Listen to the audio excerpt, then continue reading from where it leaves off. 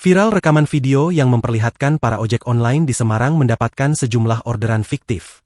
Dalam video yang beredar di media sosial, seorang driver Gojek menunjukkan sejumlah porsi makanan dari orderan fiktif. Belum diketahui kapan orderan fiktif tersebut terjadi.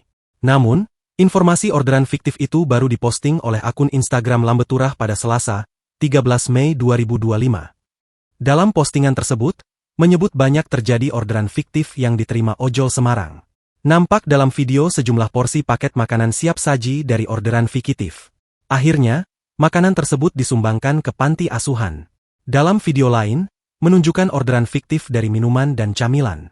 Sementara dikutip dari keterangan unggahan akun TikTok Eko Prasetyo 9149, yang diketahui merupakan pengunggah pertama kejadian ini, mengungkapkan kejadian itu didasari oleh pelaku yang sakit hati kepada ibu kosnya.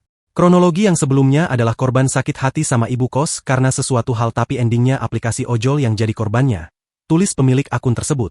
Menanggapi hal itu, Strategic Regional Head Gojek untuk Jabar, Jateng and Yogyakarta, Farid Isnawan mengungkapkan, sangat menyayangkan peristiwa yang terjadi. Setelah menerima laporan, Gojek segera melakukan investigasi dan menonaktifkan akun pelaku orderan fiktif tersebut untuk mencegah kerugian lebih lanjut bagi mitra driver maupun masyarakat.